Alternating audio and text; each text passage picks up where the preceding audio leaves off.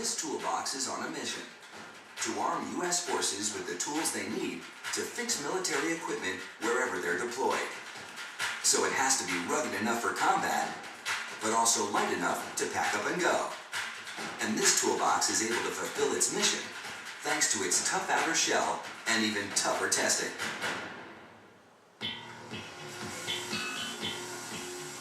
The toughness of the toolbox comes from a special blend of plastic pellets that together is stronger than any single kind of plastic. The multicolored bits are a mix of recycled plastics, and the black pellets are added for color. But the most important plastic in the mix is the white polypropylene.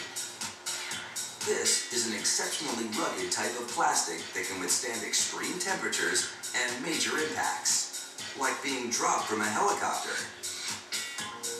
A vacuum sucks the pellets into a melting barrel that's heated to 400 degrees, where a special foam mixes with the pellets as it melts. The foam itself is a secret material, but we can tell you that it creates small air pockets within the molten plastic. This makes the plastic lighter in weight while maintaining its strength.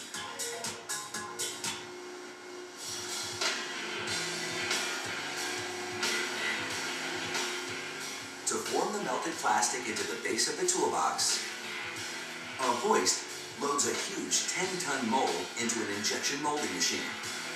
Believe it or not, this giant mold is for just one toolbox base. It's so big because it has a lot of hydraulic and cooling hoses built into it for the injection system. And so that the metal is thick enough and strong enough to be pressed shut so the molten plastic doesn't seep out. To fill the mold, a hose attaches to it to pump in the plastic, and a hydraulic pump drives a giant screw that forces the liquid plastic through the hose and into the mold with 1,100 tons of pressure. It takes 20 pounds of liquid plastic to completely fill the cavity for the toolbox base. Then, cool water flows through the blue hoses on the mold to completely harden and toughen the plastic.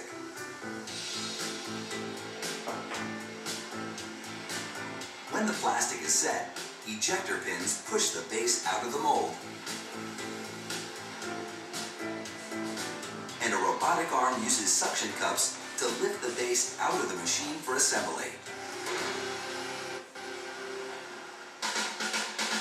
A worker uses stainless steel hinge pins to attach sturdy plastic handles to the base, and 2-inch thick polyurethane wheels to the back. They'll make it easier to roll the toolbox over rocky terrain. The same thick steel hinge pins attach the lid to the base. When the lid is open, it's designed to function as a workspace, and the hinge is so strong it can support up to 50 pounds. A polymer seal, or O-ring, lines the inside of the lid to make the box watertight and airtight when it's closed.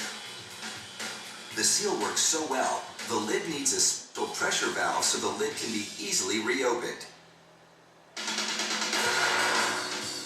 But before the toolbox makes it to a military base, it takes a beating. The toolbox is dunked in 3 feet of water for about 30 minutes to be sure it's airtight and waterproof.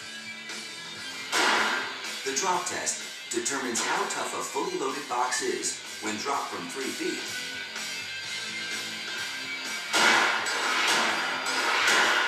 To simulate a tumble off a transport truck.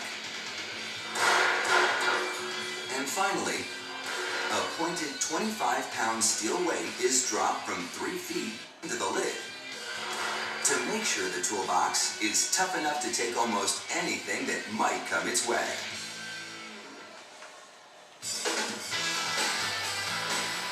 Next, the secret to cutting the peaks and valleys of egg crate foam.